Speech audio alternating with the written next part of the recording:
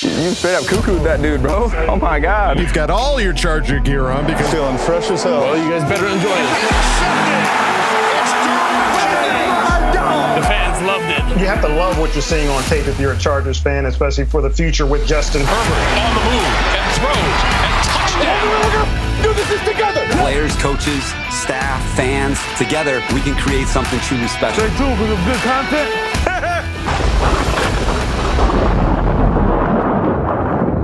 Well, welcome back, everybody, to the Charger Chat. I'm your co-host, Will Dogson, with my buddy, Kev Huggin Duggan. It's good to see ya. Hoo-ha. I see you with my two eyes. I see you right here. Let's not forget Kyle, the coach, Duggan. I see you with my two eyes, too. With my tippy eyes and my tippy toes. We need to start doing me first, and then you and Kevin can have your little bromance after the fact.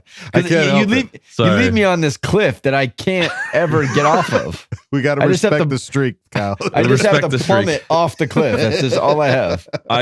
We take responsibility. Adam and I have been working together in the same place, and Yes. we've been watching a lot of Al Pacino movies. Yeah, we've been going deep and heavy. I wasn't in on that, lately. that inside joke. We went Glengarry Glen Ross last night, so Yeah. there's a lot of Pacino. There's a lot of tension built up here, but folks, we've got a big episode lined up for you. Lots to talk about, and we've got not only a Bolt Insight, not only a fan focus, not only a Craig experience, but also an Ask Boltfam as per Holy usual. crap. So let's waste Buckle no up, time. Buttercup. Yeah, get Yep. ready. Lock and load, folks. Let's start at the top here with some surprising news. Nasir Adderley, one of the safeties for the Chargers, been with the team for 4 years now. Yep, 4 years. And after 4 years, decided it's time to hang up the cleats. Didn't want to try Crazy. to get a second contract. Didn't want to try to do nothing. Really, just I ain't was doing like, nothing. out. I'm done. I'm out. My hands are clean. Who was our South Dakota State linebacker that also did that? Same thing. It was a rookie contract. I can't remember. I'll remember. I don't know, later. dude. Like, it's pretty crazy. Like, you're like, oh, wow, he's just starting his career. The guy made almost $5 million.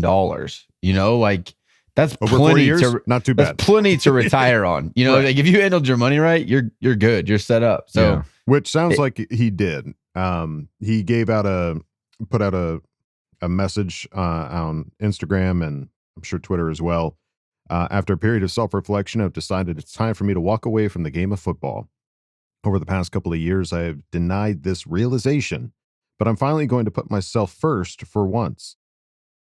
That's an interesting sentence to pick apart. My health is above anything, and everyone around me knows that. Truly overstanding my purpose has given me the confidence knowing I don't belong an employee anymore. My purpose involves spending more time with my loved ones' business ownership and chasing my passion of true liberation. With that being said, it has been a dream come true to play in the NFL and have the opportunity to play for the Chargers organization. I believe I have yet to scratch the surface of the player I could be. Okay. But if it's at the expense of my peace of mind, then it's no longer for me. Through it all, I can proudly say I have given this game all my all through everything I have endured. It's been a joy to create such amazing relationships, and words can't express how much love and gratitude I have for you all. it's just a weird back and forth. I feel like he's not super decided that he's retired. Like, that's just like the vibe is not very like, I've decided this is what I'm doing. I'm done. Like, why include I feel like I haven't scratched the surface of the player that I could be. Yeah, that's an Feels weird. odd.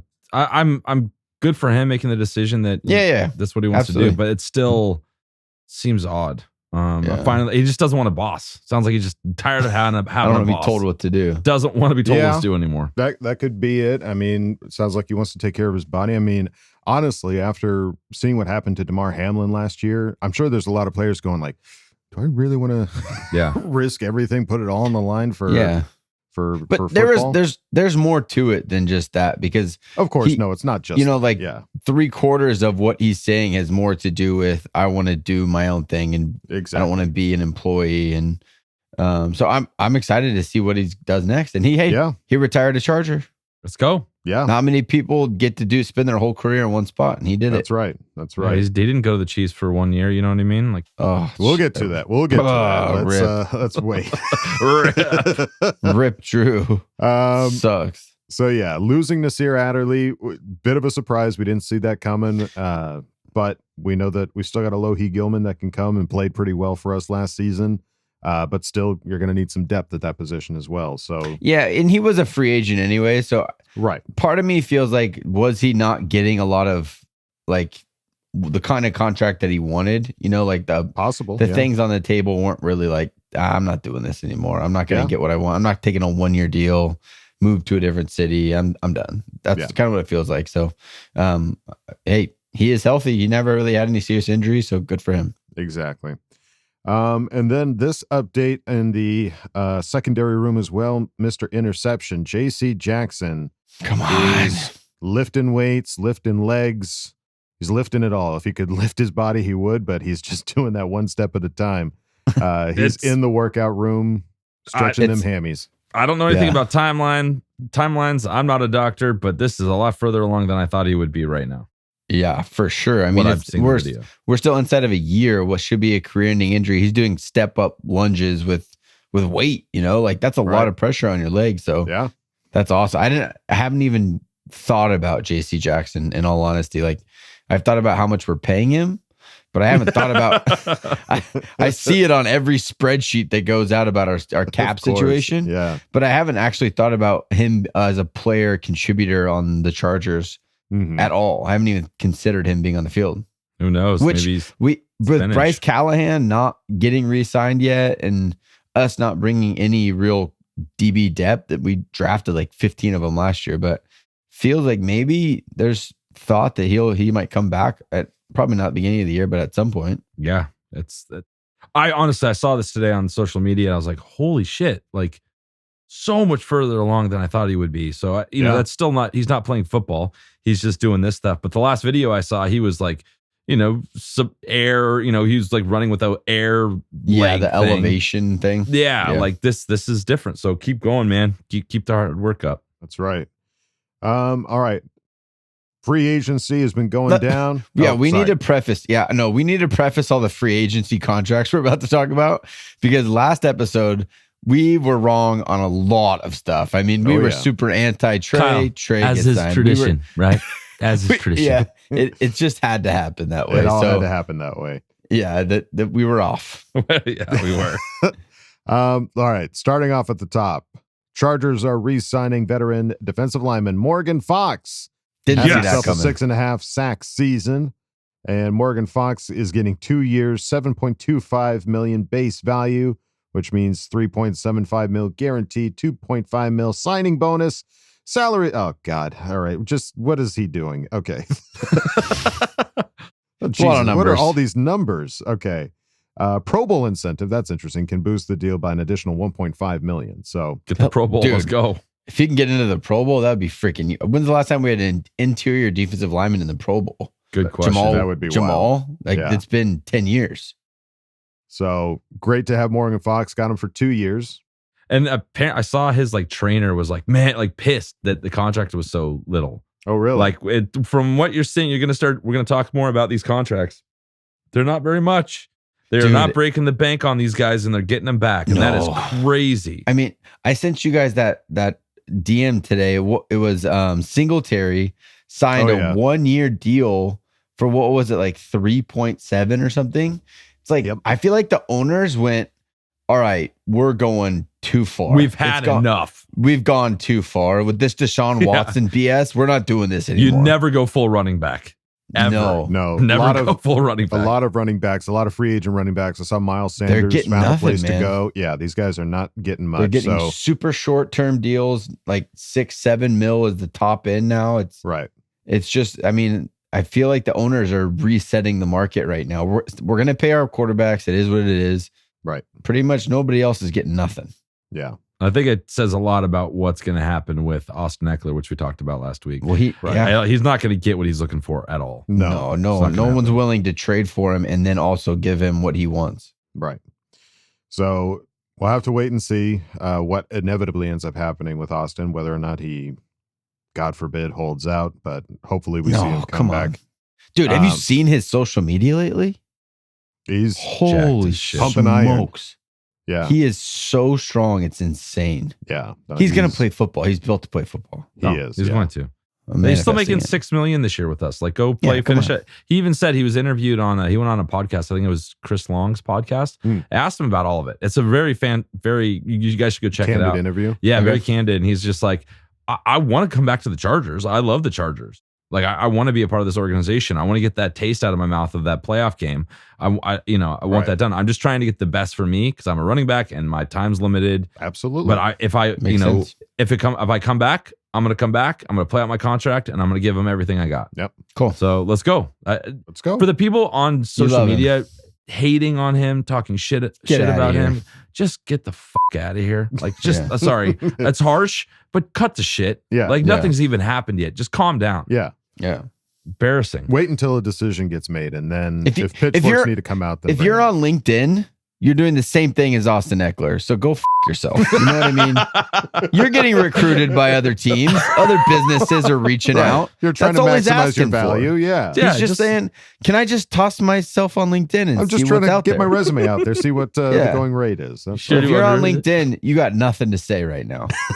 You explain things so I can understand. Thank you, Coach. Thanks, Yeah, Coach. You're welcome. And then moving on to the next player, new contract for Chargers right tackle Trey Pipkins includes $8.75 million fully guaranteed, including $7.5 million signing bonus. Max value is 3 years at $21.75. So That's right All right, tackle. let's talk. Let's making talk. $7 That million is a year. no money. Come on. That's Yeah. $7 million a year for a right tackle. This is like the one situation where I'm like, okay, we didn't break any bank. We got him at a discount. Like, I'm okay. Right. I hope he continue. I hope he does the exact opposite of everything we were saying. It was a contract year. He's going to play his best this year, and who knows what's going to happen the following year. I hope that's not the case. No, yeah, my fear was signing him to a $15 million a year deal where he's now thought of as a top 10 right tackle in the league, and you've broken the bank. He's not proved it over the long term. This is the perfect size contract of 3 years where he knows that if I put in 3 good years, I'm going to double down on all of this come then. Like, he built it as to where this is 3 years. I do what I just did this last year. I'm really getting paid the next time around. So yeah, I was not expecting a $7 million a year contract for Trey. He's still ready to grind, and I love it. I mean, I still have those same hesitant, like, I just haven't seen it enough. I saw it for 1 year. But with this contract, I feel like there's still enough on the line that he's going to have to prove it. He's going to have to play through the aches and pains. He's not going to be able to sit out just because he's got an owie. He's going to want to get that third contract that's going to be his real big payday. Right. Yeah, I've been negative on him for 4 years, and I was negative on keeping him up till now. But guess what? We're keeping him. I'm a Trey Pipkins he's a Charger. fan. Let's go, Let's baby. go. Right. No, you're not going to hear me talking shit about him Pip. until there's actual football to analyze, and hopefully he plays awesome, and I don't have to say anything. Yeah. If anybody been listening to us for a few years now, you remember the U-turn that Kevin had on Justin Herbert. I mean, it took minutes. How fucking dare you? Minutes. How dare you keep bringing this up quarterly, okay? I don't need the quarterly reminder of how dumb I was. Should we cut to the audio? No. Yeah. Don't do it. Throw us back, Adam. No. Oh boy. It's a tough day to be Kevin Duggan, folks. God damn it. It's all right. Herbert's going to be good. Isaiah Simmons, dude. Here we go. Isaiah Simmons. Oh my God. No. All right, there it is, folks. Justin Herbert, quarterback from Oregon, Kevo. coming to Los Angeles. I expect that Venmo hitting soon. So, let's think about this for a second. Kevin, all right, let's get on board. Then I'm over it. I just dropped my moment. Let's go. I'm all on board. Get your Let's go, stuff Herbert. together. Go watch YouTube highlight videos. Let's get hyped. This is the guy. That's right. That was fun. Nice reminder. Thank you. Appreciate you. I'm rolling with it. I hate you. Yeah. That's what happens when you I start a hate you and I podcast. love Justin. Okay, Yeah. Well, and apparently you love Trey Pipkins And Trey now too. Yeah. I like Trey. He's got to earn my Yeah. love. Mm. As soon as he throws an 80-yard touchdown pass, he's got all my love. So yeah, great to have Trey Pipkins back. And then tight end Donald Parham. Boy, we were singing the blues. We were crying big tears. Yeah. And then found out that he is coming back, baby, re-signing with the Chargers, which is going to be a 2-year, $2.65 million deal with upside. There's no money here. Like, that's insane. Yeah. It's a huge. little over $1 million a year. That's like league minimum. Yeah. Well, I mean, he wanted to go out, test the market, and Tested nobody it. else was, he Yeah. dipped his big toe in. Well, Didn't LinkedIn feel said- good, and you gotta- came LinkedIn on said back. stay where you're at. Yeah. You got to remember, you're only as good as the guy throwing you the football. So you go look at some of these other teams, you see Well, the situations like, okay, they're all offering me the same amount, maybe a couple teams a little bit more, but look at that quarterback. Look Right. what I have here. I could get another contract after this with Justin Herbert Right. helping me. Yeah, it's just so different. Like Eck, he's trying to see what everyone was willing to offer because he just had 2 20 touchdown seasons, receiving over 1,000 yards. So he's like, I have to go test the market and see what it is. Right. Whereas Donald Parham 2 years ago, season ended with a really scary concussion. This year he was hurt most of the year, scored 1 touchdown, and like you got to come back and prove it again. And you already know this. You already know the situation. You know the quarterback that you have, like you said, Kev. It's like this makes a lot of sense, and I'm glad it happened. I'm glad it all took shape. And the video that the Chargers put out of like everyone getting hyped for him when he scored his touchdown and like proud of you, like that was pretty cool. Gerald Everett was talking him up. Keenan went over and congratulated him. That's cool. He's a big part of the team. I love it. Stay healthy. Just stay healthy, big guy. Yeah, if he could stay healthy, who knows what kind of numbers he could put up. Yeah. For a whole season's worth of Donald Parham. So glad to have him back. And then lastly, on the special team side, punter J.K. Scott also returning to the Chargers on a 2-year, $4 million deal. So happy for that.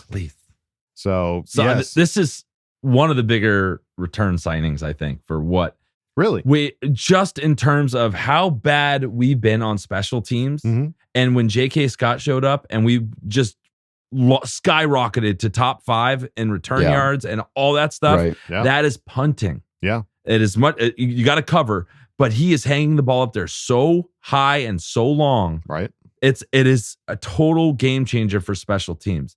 I was worried about this, and I'm so glad we re-signed him. This Big is time. huge. Yeah. Great to have J.K. Scott back. So with the good always comes the bad.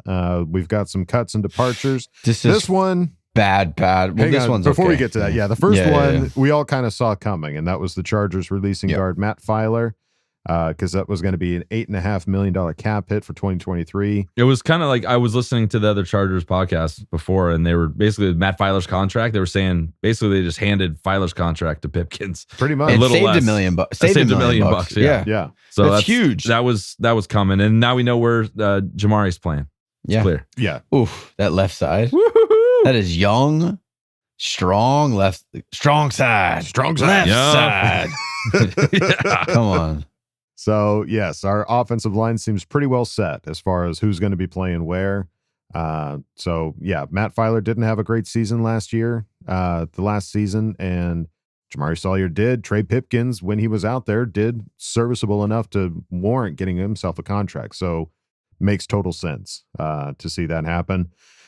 But this one was the doozy. This one was the one that, while working with Kevin, I was sitting next to him. I stopped what I was doing and I looked at him and I said, dude, You broke the news to me. I didn't even see this. I couldn't believe it. And my jaw was on the floor. Linebacker Drue Tranquill not only not coming back to the Chargers, but signing a 1-year deal with the rivals, the Chiefs. This is Denzel Perriman all over again. Yeah. But yeah. and there's so much speculation around this too. Oh yeah, And everybody claiming sources, but nobody willing to say who the sources are. the one that I'm hearing, I was on the board of like he wanted to test in the free agency because that's kind of like the MO right now. What players want to do that? It's like what Austin does. Like, oh, obviously he's doing what Austin did. Want to test the waters. What I'm hearing now from a few people is that Chargers didn't offer him anything. They couldn't have. You don't take a 1-year deal with the Chiefs if we offered you anything. No. And I think this was just a clear situation of coach saw Eric Kendricks, became available, and they didn't offer him anything because they picked up Eric. That is just what this is. It's just not. I don't like it, dude. I just don't like. I just think that Drue was coming in like he was playing so well. He had like 5 sacks or something last year as a middle linebacker. That's huge production. Yeah, and it's just like a 1-year deal. Now 2 years in. Now imagine go back and right now our starting linebackers are Kaiser White and Drue Tranquill. Right. That's a pretty freaking solid team with guys that were our leaders and that have been in your organization for a long time. Mm-hmm. Instead, you're going to go into the season with Kenneth Murray, who, I mean, obviously athletic freak, but hasn't proven that he can, 1, stay healthy, and 2, make every play. And Eric Kendricks, who's I'm super pumped about, but again, brand new guy. It's gonna like anytime you're coming to a brand new place, it takes a while to get acclimated. Right. I just pray they sign Kyle Van Noy to bring some just like consistency and leadership to that linebacker room. Yeah. Because when they brought him in last year, it was to play the middle linebacker position. He wasn't brought in to be an edge. He was like a break glass in case of emergency at the edge. He's supposed to be a middle guy. So yeah, they have to re-sign Kyle now. Keep him on the team. Bring some consistency to that room because this is tough, man. A 1-year deal. Oh, and that was the Chiefs just throwing it out there and see if it'd stick. Well, and we were talking to we sit at a table, we're editing where we're doing this job, and right across the table from us are 2 Chiefs fans. Right. And we looked at them, and not even that. They're like, oh, they didn't really know Drue, but they're like, we don't really need him. Right. Yeah. They're like, we've got Trey Burton and whatever the guy that was the Super Bowl MVP that should. Nick Bolton, I think was the guy. So yeah, they're like, he's probably a backup in all honesty. Like he's not like on the field all the time. He's not wearing a green dot. Like that's not his position on the Chiefs is what they were saying. Right. They know the roster way better than I do. Right. And they were just kind of like, what kind of pumped me out is they were just kind of like, yeah, okay. And we're just like, oh, you don't God. understand. You will love him the way we loved him. So it's just that's even more infuriating. It blows. It does. It blows. And because we all kind of, especially after the Kendrick signing, we all expected like, okay, Drue probably not coming back. We kind of, at least some of us were able to go to another 1-year deal. But the Chiefs, the Chiefs is that's such salt in the wound. And that does feel. I felt like he personal. was kind of trying to make it personal a little bit. Felt a little personal. So. What are you going to do? Sucks. Nothing to be done is what it is, and it sucks. But it's going to suck when he goes there and we beat him twice in a year for the first time in a long time. It'll suck for him, not for us. Yeah. Right. No, it sucked for him. Yeah. Yeah. Oh, yeah. Oh, yeah. Don't you know? Oh, yeah. What doesn't suck is our Patreon. Patreon.com/ChargerChat. We've got a lot of fun videos going on over there, lots of fun stuff. And we've got to shout out some of our new Patreon members, folks. We've got a couple. We've got Luis Fernando Areza and Many Big Swigs. Welcome to the party, pal. Let's go. Let's go. So glad to have you, folks. So if you want to go check out some of the exclusive stuff we've got over there, we got a lot of different tiers to work with and a lot of, a lot of incentives in those tiers. This Saturday, that's true. Yeah. Our next Saturday, big Zoom hangout. We've got our Zoom hangout with the Special 10s. Yeah, Special 10s. If you're a Special 10, we just hang out and we shoot the shit for a while. So absolutely. It's been a blast. It'll be our 5th time. So yes, if you are a Special 10, be sure to check your Patreon messages because we'll be sending out links come Saturday. But if you don't want to go to patreon.com, that's A-OK. You can go on over to our website, chargerchat.com, where you can check out all the cool stuff we've got over there, T-shirts, hoodies, and stickers. You can chat it up with other Charger Chatteteers in the member section and ask questions in Ask Boltfam, so go check out chargerchat.com. All right, gang, it's time to go on to the next segment. It is Bolt Insight. I think we got a familiar face coming up here. I think some of you might recognize this guy. Yeah. Let's go. That's right. Yeah. As soon as that clock starts, your ass is mine. When I met Justin Herbert, man, that dude is big as hell. The goal is to just keep it rolling. Come in hype because we have a lot of things to be excited about. All right, guys, we are back with another Bolt Insight, and we are super lucky to have the one and only Steven Haglund from the Guilty as Charged podcast. What is going on, Steven? Hey, man, happy to be here. It's been a hot minute, so excited to jump back on the Chargers chat. You guys do great work. So, had to, show some love, and I appreciate you having me on tonight. Absolutely, brother. It's our yearly thing. We had a yearly with Austin. This is my yearly sit down with Steven. So this is awesome. We're gonna. This is my favorite time because then I'm like, okay, I finally can have some ideas on who we need to pick up in the draft. So this will be fun because you guys do awesome work over there getting everybody ready. So we're gonna pick your brain. So I want to kick it off with you right off the bat with some of the guys that are already on the team. Two specifically, Drue.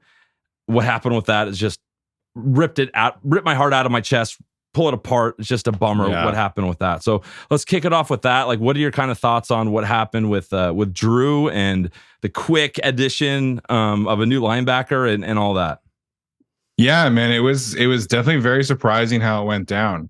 Around the combine, I had heard that, through the grapevine that the Chargers were really prioritizing Trey Pipkins and Drue as kind of the cornerstones that they wanted to bring back. And then like first day of free agency hits, and it's like, they're very far apart in negotiations. Like they're going to let Drue hit the market. And then pretty immediately they signed Eric Kendricks. And I think Chargers fans should be excited about that. I'm excited about that. I think Eric Kendricks is a really, really quality player. I think he's an upgrade over Drue in terms of like run defense and tackling. But yeah, it was definitely surprising to see the way that Drue's market unfolded. I think him signing for as little as he did was quite a shock, and signing in that specific role in Kansas City, definitely probably, more so of a shock. The linebacker market was kind of a roller coaster that week, based off of some of the other deals. So I was expecting Drue to sign, like a 3-year, like $24 million deal, like, $8 million per year kind of thing, just based off of, what I think of him as a player and what, guys like Brad Spielberger were projecting and what, we had heard as a podcast of like which teams were interested. And then like the longer it went on, it's just like the linebacker market kept coming back down and down and down and down. And, it was a shock for sure that he ultimately ended up signing basically as a backup for the Chiefs going forward. So, wish him well. He can play great, 15 times a year, but except for 2 games, he can play bad. Exactly. Yeah. But it was a surprise for sure. And I think the Chargers are going to miss him.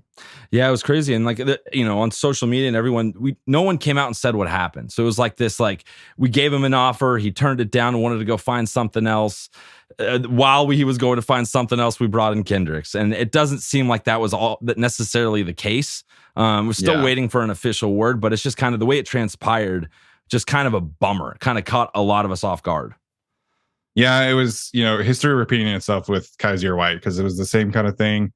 Kaiser White, reportedly wants to come back, and the Chargers want him back for the right number. And then, they're not super close on negotiations. And then he signs for basically like the same exact deal that Tranquill signed in Kansas City, Kaiser signed in Philadelphia. So, Tyler, my co-host, did hear from multiple people that the Chargers didn't even extend a formal offer to Drue Tranquill at all, which is crazy to think about. So again, I think like we should all be excited about Eric Kendricks. I think that's not getting enough due, right? Sure. But Drue Tranquill will be missed for sure. I wish there was a world in which he could also come back with Kendricks. I think the two of them would have been a really awesome linebacker pairing. Sure. But unfortunately, the Chargers just decided to go in a different direction, I guess. And I was pumped when I heard Kendricks because, like, in my brain, I was like, I know that name. Fantasy football, we used to play with linebackers, and I had him like 3 seasons. Wow. And we get a point a tackle. And he was a tackling monster. So I was like, okay, I know this guy. I've rooted for him before. So excited about that. The other side of the ball, man, this Austin Eckler stuff, I totally understand his point of view, what he's trying to do. Running backs, they have to capitalize because their bodies get beat up. But what are your kind of thoughts on how he's doing it? And it doesn't seem like there's much of a market for more than what he's getting paid right now on his current contract. Yeah, the running back market has gone way down the drain. I mean, David Montgomery signing in Detroit for $6 million per year. Jamal Williams, who's the same age as Austin Eckler, gets $4 million per year in New Orleans, coming off of a career season himself. Even the upper guys, Aaron Jones had to take a pay cut in Green Bay. And so there's just not much of a running back market right now. I understand both sides. I understand why Austin would try and maximize his leverage right now, because he didn't have his big payday, right? Like he was an undrafted free agent. There was the Melvin Gordon stuff, and then the Chargers paid him like an RB2. And, he's provided the Chargers with the most valuable contract in the league, arguably, playing on a $6 million per year average and producing 40 touchdowns and, 4,000 scrimmage yards the last 2 seasons. So I understand why he's operating the way he's operating. I understand why the Chargers are doing, their thing too, because I think this is a negotiation tactic on both sides. Essentially, the Chargers are saying like, okay, we offered you a fair deal. You turned it down, go find one and then come back to us. Yeah. And I think this is the right side. This is the right way to operate for both sides. I do ultimately expect Austin to come back. I think the Chargers and him will be able to find a middle ground and get the situation resolved. But, anytime you hear about a trade request, it's like pretty jarring, especially for somebody like Austin, who's been like arguably the most vocal leader on the offense over the last 3 years. Well, and there's something to be said for him right now, like wanting to go try and get that contract after 2 years with Lombardi, 100%. Where that was that offense. Like that was designed for him. What that looks like next year with, Kellen Moore, who knows what that's going to be. So I think that might also be the kind of the caveat where it's like, all right, well, I might as well get paid with this OC before he left. You know what I mean? So yeah, it'll be interesting to see how that all plays out. But, I want to get to your opinion on this draft because there's so many things that in the last week and a half, everything's kind of coming into picture a little bit in terms of what we need, what the value might be at some of these positions. So first, let's just kind of, your first round, kind of who you're hoping, who you want to be a Charger next year. Yeah.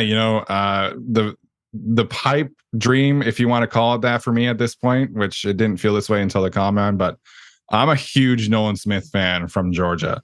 He's a pass rusher. I know that's not super popular on social media. The Chargers adding another defensive player for Brandon Staley, but I just think where the value is in this class, like I think the Chargers are better off to find offensive talent on day 2, and that's at tight end and wide receiver, which I think they should definitely do.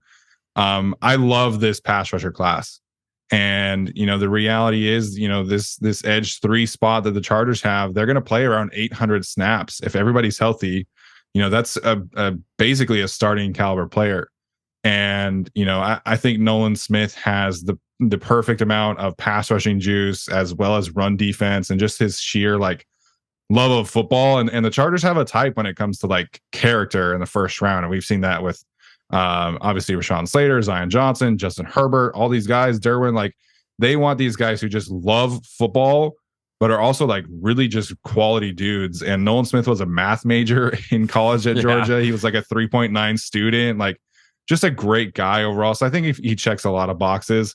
And his tape, man, he's an elite caliber talent. And if he hadn't gotten hurt this past year, he tore his pec halfway through the season. I think we'd be talking about somebody who's a bona fide top 10 pick. So if he's available for the Chargers, I would be so happy if he were ultimately the pick. Then we got to take, what you did last year, calling Zion was pretty incredible. So props on that. So you listen to this guy, knows what he's talking about. So, that's, you said it's kind of pipe dream, kind of what you would love to happen. Yeah. He's not there. Who do you think right after that is somebody that you're like, okay, this can immediately help this team and get us to a better place?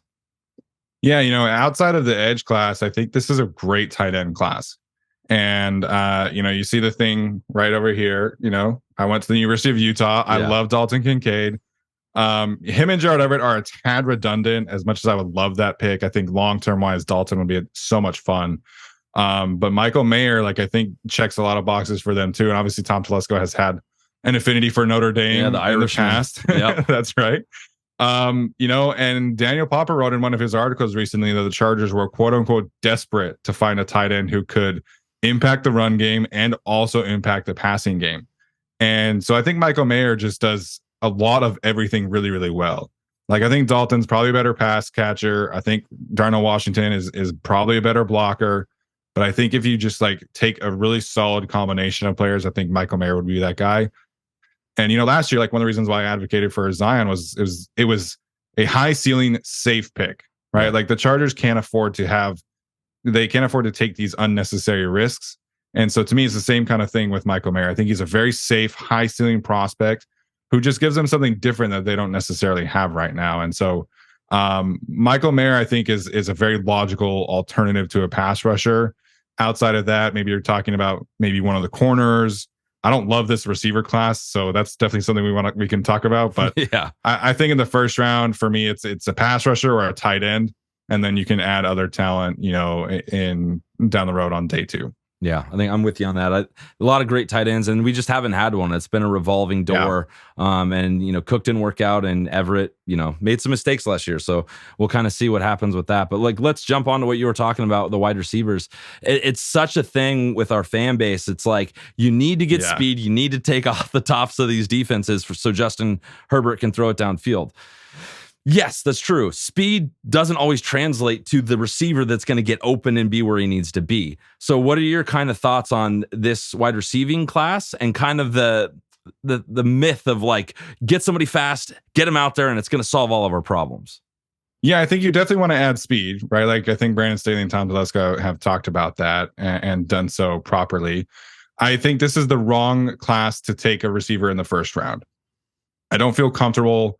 To me, because if you're taking somebody in the first round, you're saying that I think this player can become a legit RB1, tight end 1, wide receiver 1, edge 1 at some point down the road.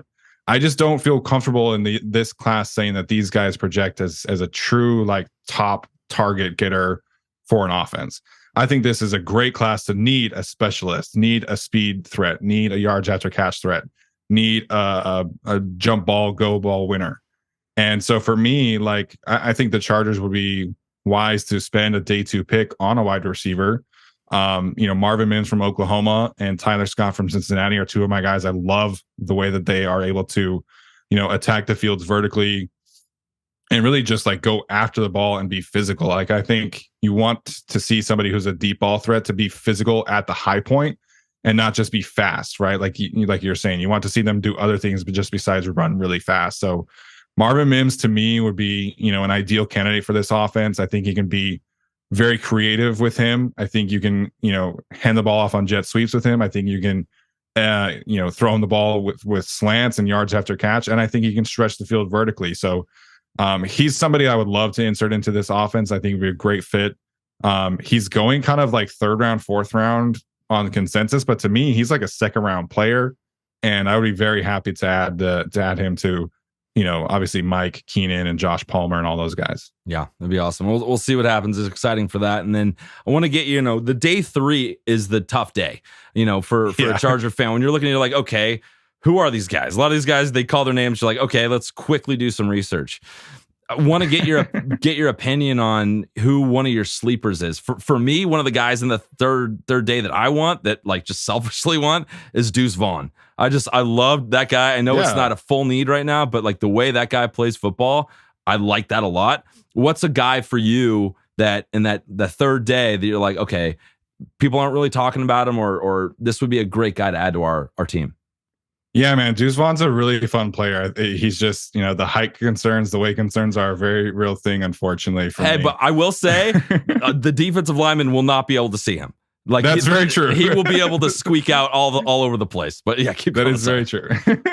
That's very true. I do think an underrated need for the Chargers is defensive line. Austin Johnson and Otito Ogbonnia both coming off of season-ending injuries.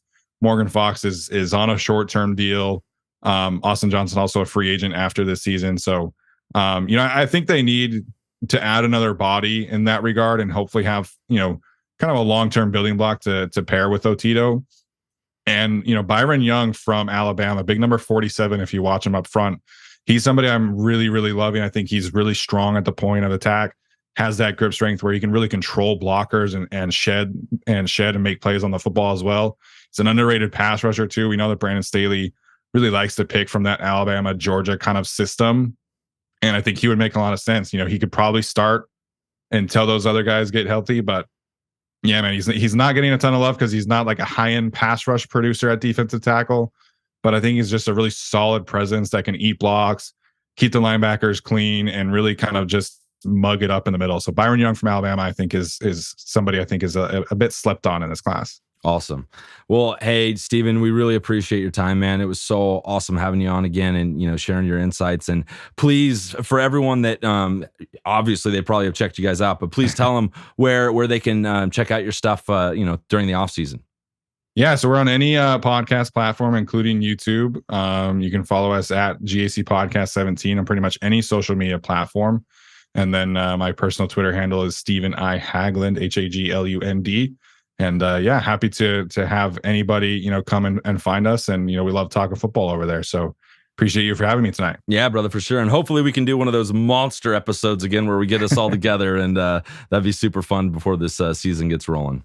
Yeah, absolutely. Appreciate it. All right, brother. Well, we'll talk to you soon. Have a great rest of the off season. And we'll talk to you a little later. All right. Sounds good, man. Hey, brother. Well, there you go. Podcast host from another mother, Steve Haglund. Thank you for coming on and chatting with Kev. Thanks, brother. Thanks, man. Great takes, man. Great insight onto what's been going on with free agency and all the potential draft pickups. I mean, truly at this point, it is kind of a toss-up as far as where we could go because we're so far down on that list, drafting 21st overall. Like, it's fun though. I feel like 20 fun. Down there's obviously more fun because that means you had a better season. Right. But it's also like I feel like you don't get so stuck on one player. When you're drafting top 5, you're like, I want this guy. And if we don't get this guy, I'm going to be pissed. Right. When you're at 21, it's like, when I hear somebody else have a different take, I'm like, that's a good take. I like it. I'm kind of on board for that. If that happens, all right. Okay, all cool. right. Nolan Smith, sick, I guess. Yeah. All right. Steve, thank you again so much for coming thanks, on. man. Thanks, brother. Really appreciate it. Let's move on now to the next segment. It is Fan Focus. And let's see which fan is coming in to focus. All right, guys, we are back for another Fan Focus, and we are super lucky to have Lexi from Temecula. What is going on, Lexi? Hi, thanks so much. I'm so excited. So pumped to have you. We appreciate the support. We see the sweatshirt. We really appreciate you on that. It's awesome. Yes. So I'm excited to talk to you. We've been interacting for a long time now. Let's figure this out, man. How did you become a Charger fan? So every time, funny enough, like I listen to the podcast, I'm always so excited to tell this. So my grandma actually had season tickets way back in the day for years when it was Jack Murphy, all that.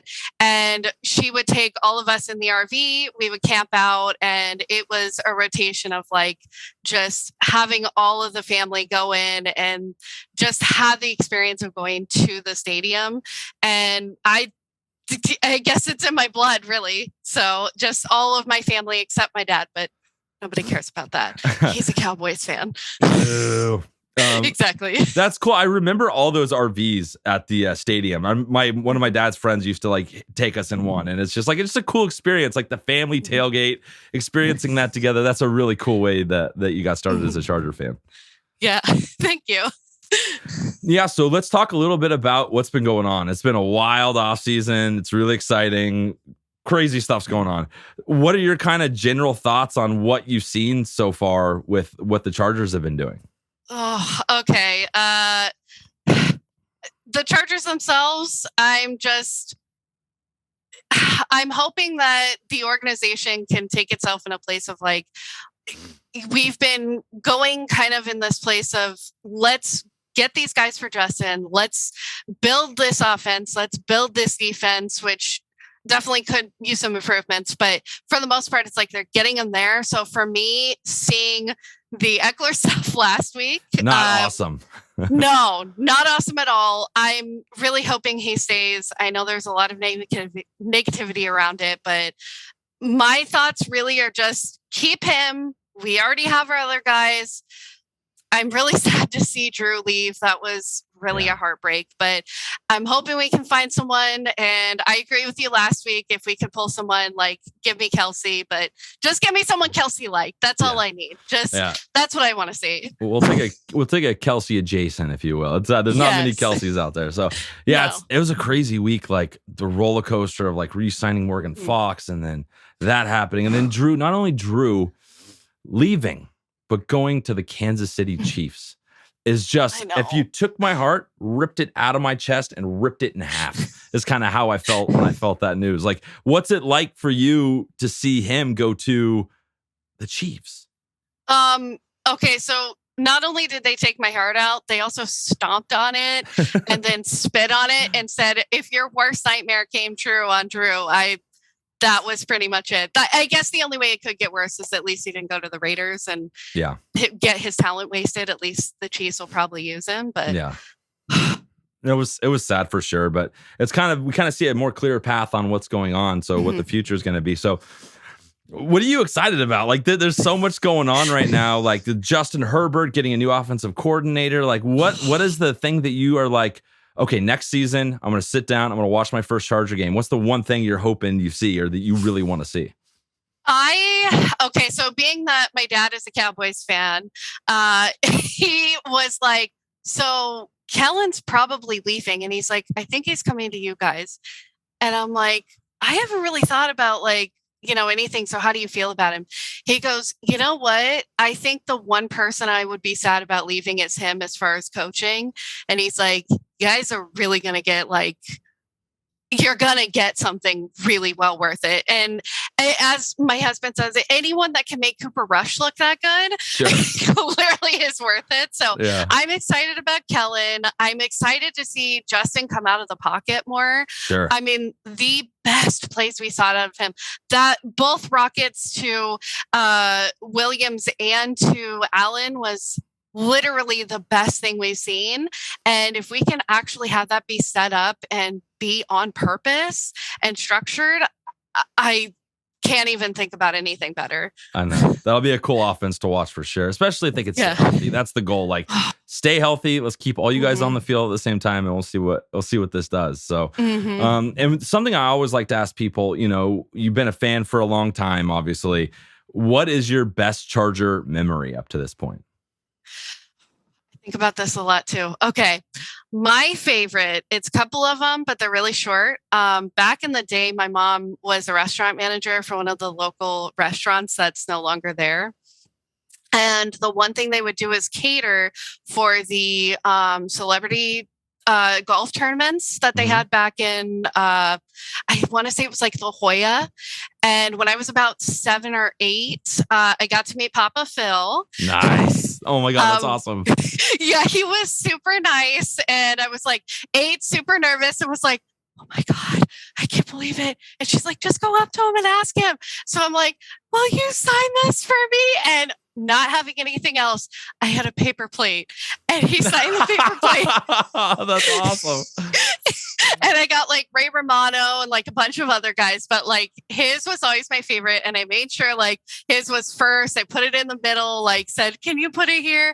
And he was like just talking about how happy he was to be there and just really wanted to do some good stuff with charity. And it was just the coolest thing. He was so nice. Talked about, I think he had like just 2 kids at the time. So I got to meet them a little bit too, and they were super sweet. But that was my probably first favorite.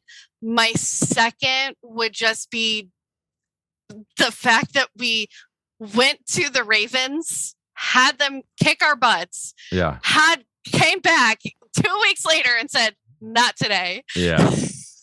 That was an epic playoff win. That was like next level. So that was our last playoff win. So let's get more of that. That's what I want to see this year. Just let's get into the playoff and let's kick some butt. That's what I want to see.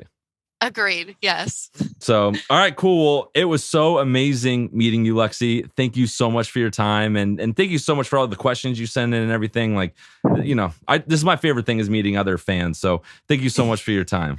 Yeah, and don't go too hard on me on my question this week. Okay. But I definitely wrote a good script for Will Dog.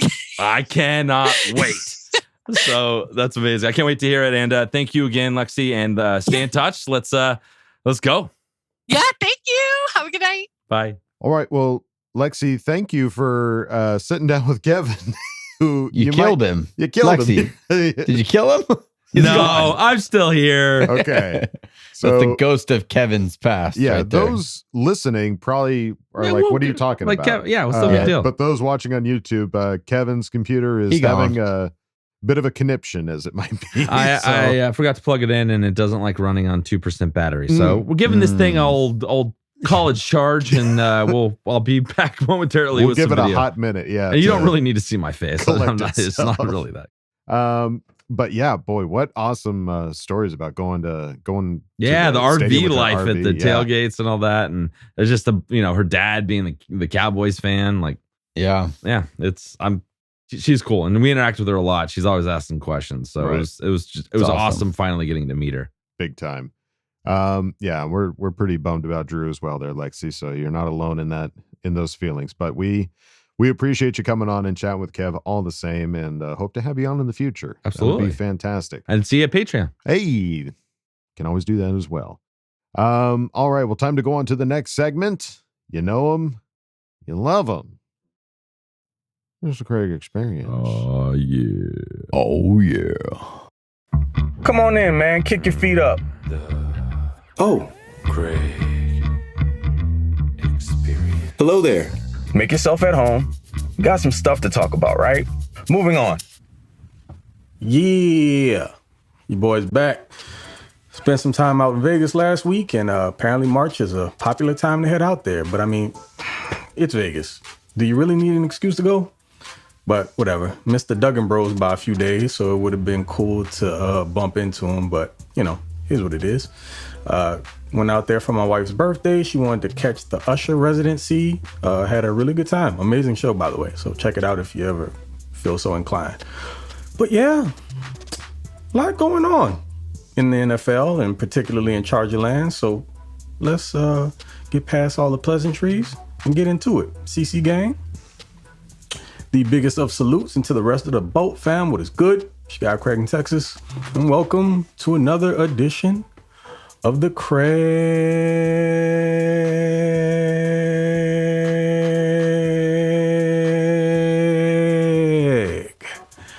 Experience. Okay, since I know the guys are going over it already, quick and dirty from my perspective in regards to free agency. We all know what took place. Trey Pipkins, Morgan Fox, Donald Parham, J.K. Scott, all back in the fold. And a new addition. Former Minnesota Viking, former All-Pro, middle linebacker, Eric Kendricks. That would mean there's a particular name at the same position that is the odd man out, Drue Tranquill. And Buddy looks like he may have overplayed his hand and decided he was going to go join the dark side, which is a choice, specifically because he's probably like the third or fourth best linebacker on that roster, but to each their own. Anywho, with some of the moves the Chargers made and bringing guys back, kind of frees them up in the draft, which is what you want to be able to do anyway. You never really want to go into the draft with a pressing need, because if things don't fall your way, you may have to reach. We've seen that before. Don't want any parts of that. But Chargers did a pretty decent job. Now, if they can fill that opposite safety role of Derwin, it'd be really, really awesome. So, safety out there, formerly now, of the Cleveland Browns, once played for Brandon Staley with the LA Rams, Mr. John Johnson, and also another safety, formerly of the Packers, who's pretty versatile, that I wouldn't mind playing opposite Derwin, Mr. Amos. You can go look it up if you pleased. Either one of those guys work perfectly fine to me, but I think I would really like to see John, being that he's already played in Staley's system and has had tremendous success in it. So we'll see where that goes. But if they can show up that safety spot, then it opens up the door for a few things come next month. And that leads me into what I want to touch on today. Positions of need going to the draft. And every segment I'll touch on these until we get into the draft. And I'll start because this is the direction I feel like the Chargers need to go in on the offensive side of the ball. I would love to see them go offense heavy. And speaking of heavy, that brings me to the focus of today's Craig Experience. Mr. Darnell Washington. If you know anything about me, my heart is split between two guys in this draft on the offensive side of the ball, Darnell and Zay. But today is about D-Dub. So, a freaking 6'7", 270-pound anomaly who's teetering along the lines of like Sasquatch legend. I mean, if you look back at his production in college at Georgia, keep in mind he was the number 2 tight end behind who's going to be a first-round draft pick in future, Mr. Brock Bowers, and he was utilized more in a blocking tight end role. He made some plays offensively, but you could see the potential there. It's just not what he was called to do at Georgia, who's more of a run-first team. They spread it out a little bit, but you didn't really get to see Washington fully bloom.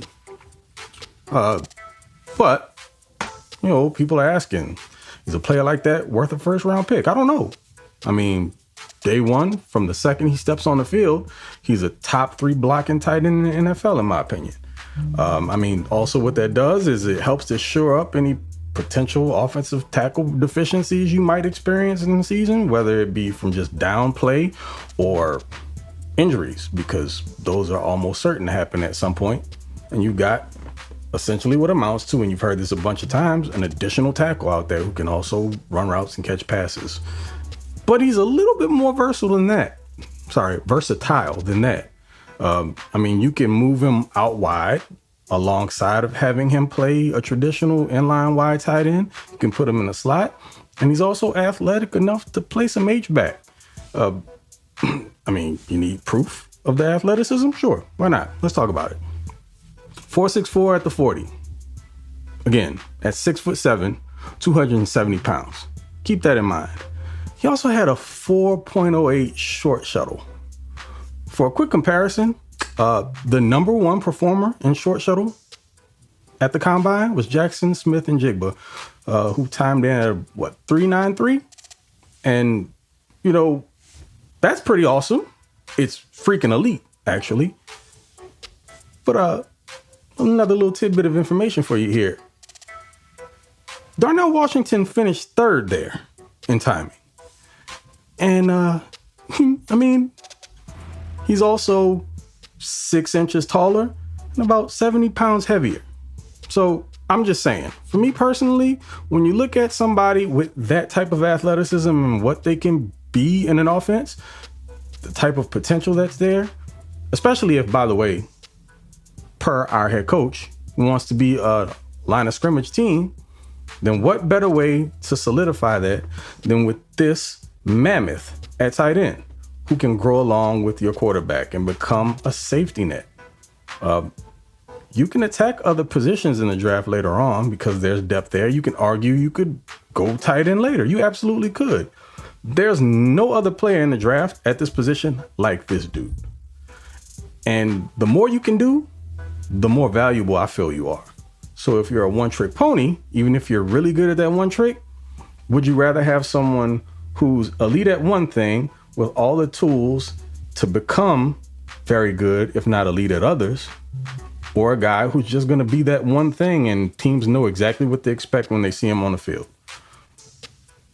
When you're talking towards the back end of the first round, I don't see what the problem is there. I would take Darnell Washington without a second guess. Again, is there value in waiting because there's quality depth there in regards to that position? Sure. But like I said before, you run a couple risks. Think about where he could end up. This is actually a nightmare for me. Do you know where Darnell Washington is from? Vegas. Do you know who just traded their tight end, their number 1 all-pro tight end, to the New York Giants? Vegas. See where I'm going here? I will have a conniption if Darnell Washington somehow ends up a Raider. I don't want any... Look, it can't happen. Please, God, spare me. But look, I get it. If they don't take him, it is what it is, but it's one of the people I'm planting my flag for. And at a position of need, to me, he's my favorite. Is he the best at the position right now? No. Does he have the potential to be? Absolutely. And I mean, it's not the direction I honestly think the Chargers will go. It's just my personal favorite. So throwing that out there. And next time around, we'll talk about another offensive position, wide receiver. And I've already told you who my guy is there, so you know what to expect. Just give you a little bit more information on him. You probably know all about him at this point if you are as zany about him as I am. But we'll talk about it anyway because we can. So with that being said, appreciate y'all's time again. It's been your boy. I am looking forward to the draft, per usual, because I'm a nerd about stuff like that and continual off-season moves. So let's see what the Chargers get done here in the next few weeks, pre-draft. And there's usually a pretty decent move that comes after it as well. But they've done a really, really good job at managing these contracts and allowing the market to be set and getting guys at steals, honestly. So let's see how things round out. And, I'll be back, man, next time with another one. Again, I appreciate you. Catch y'all next time. Until then, K, love you, bye. Well, thank you, Craig, for giving another awesome deep dive on the Craig experience. And Darnell Washington is the Craig's got his guy. Isn't it crazy? Like everyone, there's so many different guys people love in the first round. Yeah. It's like I'm a Meyer guy. He's a Darnell guy. Yeah. There's just so many guys. You can have whatever guy you want. There's a lot of guys out there. And when you're down sitting at 21, like Kyle said, who knows who's going to be there when it comes time for the Chargers. Lots of guys. You got to keep your options open. Right. And like Craig said, there's not necessarily a huge hole. Like there's not a big player or position that we're just like, God, if we don't get this, we're it's, you know what? Yeah, there's some areas that we could get better at, and there's some areas that we could get more depth at. But I mean, when first round guys, you're talking about guys that are plug and play, ready to go, making an impact. So what is that opportunity?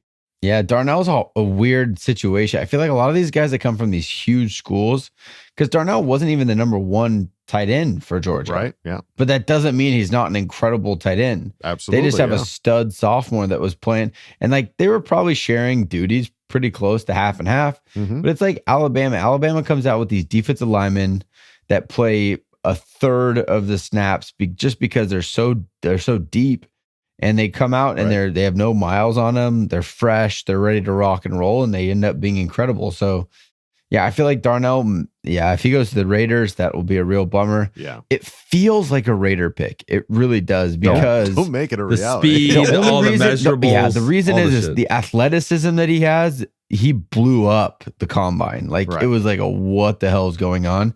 Because the production in college wasn't quite that high just because of the system that he was in. Mm-hmm. But the athleticism is the Raiders always want to draft the fastest guy in the draft. So they always want the most athletic guy. Doesn't always pay off, but I would feel for Craig if that ends up happening. And they just got rid of Waller. So yeah, and Waller just left. They just lost Waller, but I just saw that I think it was OJ Howard just signed with the Raiders. They signed or they were talking? Really? I thought I saw signed. It might just I think they were just talking, meeting. I thought I saw signed. Put it down in the comments if you signed or not. I'm going to put it in the Google search. Okay. Raiders signed former Texas tight end OJ Howard. Yeah, they just signed. Okay. Yeah. So there you go. So if they do go for Washington, then it's a depth piece at that point or multiple tight end package. Might be good for him. Right. He is kind of a depth guy where he needs maybe a year to acclimate to the NFL. I don't know. I don't want to talk about the Raiders anymore. This isn't a goddamn Raider podcast. Yeah, come on. Yeah. Raiders suck. All right. Well, FTR. Craig, thank you so much for giving Thanks, us Craig. awesome Craig experience. And it's time to go on to the next segment. Will it bring back Kevin's beautiful mug? We'll have to wait and see, but it's time for Ask Boltfam Ghost Kevin edition? ? I'm Ron Burgundy. Oh, no. Time to put your money where your mouth is. Hi, guys. Don't jam a thumb up his butthole. That's what you do. I wet myself in excitement. Oh, so hungry. Your thoughts are like totally appreciated. Catch you later, dude. Okay, love you, boy. That's right, folks. Abracadabra. Oh, shit. My video's back. Kevin is back, folks. Back from the dead. We got it all sorted out. Hopefully, he'll be good for the rest of the show. Only time will tell. Only time will tell. But it's time for Ask Boltfam, and we start off Ask Boltfam with Mr. Pekar, who asked the question. Oh, we have a big shiny new linebacker to root for. Did you see him downing that beer at the Kings game? He was like, nom, nom, nom, nom, burp. I am happy. Even I thought, even though I were Miss Tranquill. Ooh. Question, are you guys happy with this signing of Kendricks? Also, draft question, sorry in advance. If safety Brian Branch is available at 21, do the Chargers go that route to compliment DJ? I am a huge Michael Mayer fan, so that's my hope. Thanks, guys. FTR, BTF, UK, love you. Bye. Nice. Yes, we all saw Kendrick down the beer.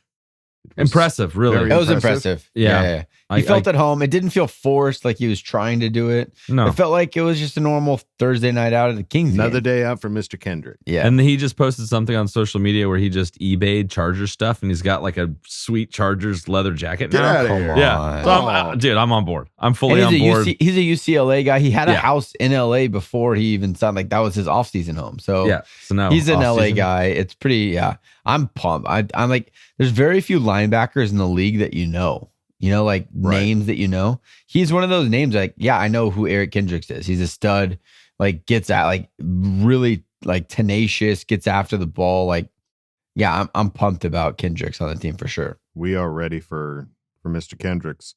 And safety Brian Branch available at 21. We'll see what dude. We're in a situation now where we're gonna see who falls to us. Safety isn't really on my list of first round picks, but if the talent's there and none of the other guys that we need that we want are there, go get them. Yeah, I still got my fingers crossed for John Johnson coming over from that would Cleveland. be fantastic. Yeah, that's still my hope because he has the familiarity with our coach already, and it just feels like way more of a plug and play. We haven't had the greatest success with rookie safeties in the past, outside of Derwin, who was a Pro Bowler his rookie year. It's a lot of weight. So it's a lot of waiting with rookies. You know what I mean? We're ready to win right now, dude. Our roster's ready to win. So it's like it just feels like we need that guy to step in and be a baller right away. Mm-hmm. That's a tough spot to do it. It's a tough spot, but we'll have to wait and see what happens. Mr. Pekar, thank you for asking the question. Let's move on now to Dante Jackson, who asked the question. Certified fresh. Do y'all have any sauces? What? Okay. No. So I think no. First of all, no. We don't have a source. I believe Dante. Oh, I thought you said sauces. I'm like sauces. I love I'm like sauces. What do you mean sauces? We don't have any sauce. We get on it. We can have a Charger Chat sauce. Sausages. Oh man. Oh, Kevin. Can't help myself. Kevin. No, Dante's referencing all the sources. Drue Tranquill tweets about sources say this or sources say that, but nobody's willing to say who the source is. We got no sources. Don't go to ESPN. Get Ian Rappaport on your Twitter notifications. All of us are not locked. None of us are locked in on this. Fans of the Chargers, right? We got nothing. Check Twitter one thumb at a time, just like you folks. We got Rike. Rike's fan of the year, dude. He might know some fan shit. Of the year. So I might have to start hitting up some sources. Yeah. Maybe we do have a source. So we just haven't tapped into that source enough. Yeah. Maybe they've just been sitting there this whole time and we've just not taken advantage of it. But Thyroid Bowl Club's a pretty big deal. If you haven't yet, go apply to a chapter. Please. So there you go, Dante Jackson. Thank you for asking the question. Let's move it on now to Jermaine Williams, who asked the question. Jermaine Williams here out of Delaware. How do you guys feel about a Denzel Perryman reunion? I'd love to hear you guys' thoughts on this. Okay, love you, bye. Denzel Perryman reunion. I'm not sure he fits what we do as a defense now. He's not the best in coverage. He was always a liability. He really was. He was just the thumper that stopped the run. Right. But I think what coach's defense asks of a linebacker like that, I don't think he's set up for us, really. You know what a reunion I want to see? And what? I feel like it fits our scheme really well and like our need is Melvin Ingram. Bring him back on a 1-year deal. The guy adds that depth at pass rush. He is a Charger. Like he's out. We we all know he's faking it wherever else. With the Chiefs, he's a faker. With the Dolphins, it's fake. Come back to the Chargers and finish out your career where you belong. There you go. Totally. We will sign the petition for Melvin Ingram to come back for sure. But great question, Jermaine Williams. Thanks for asking the question. Let's move it on now to Intelligent Links 641. Certified Fresh. Who asked the question? Do you guys have any thoughts on bringing in someone like DJ Chark? I like the way you said Chark. Chark. DJ Chark.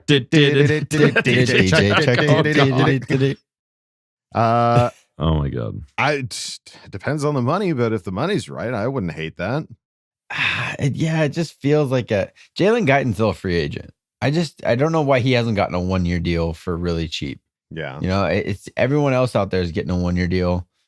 He definitely has like a prove it type of mindset with what he did last year, playing no games. You know, it's like, it just feels like that's a really easy plug and play with, if you're going to draft the guy in the 2nd or 3rd round, allow him a little bit of time with behind Jalen Guyton and Palmer to get his legs under him. It just feels like an easy, cheap 1-year signing to bring back Jalen Guyton, as opposed to bringing a new guy like DJ Chark that has no familiarity with Justin and would have to be a whole new thing. So I don't really see a free agent wide receiver in the cards for us. Mm-hmm. Yeah, it feels like we're kind of in draft mode right now. Like whoever we're going to add, there's not much money left. If you want to sign Johnson, that would be awesome. That would be an upgrade for me. And then you just need to go get what you got to get in the draft. Like, that's where it's at. Right. So we'll have to wait and see there. Intelligent Links 641. But thank you for asking the question. Let's move it on now to Epoky. Epoky?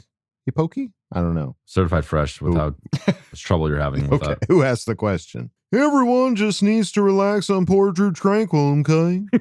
Although kind of freaking lame to go to the Chiefs, okay? At least it wasn't the no good Raiders, okay? But in all seriousness, he's a good Christian man and probably just wanted to get away from the Gomorrah that is Los Angeles, California, okay? I wish him and his family the best, okay? My question, okay? Name one player who was on the team last year you would like to see the Chargers sign, okay? And my second question, Kincaid or Nolan, okay? That's easy, okay? That was solid. I like that one. Well, thank you. Well, that was good, yeah. Thanks. All right. Well, so one player from the team last year we'd like to see the Chargers sign. I mean, we kind of just tooted a big horn for Jalen Guyton to come back.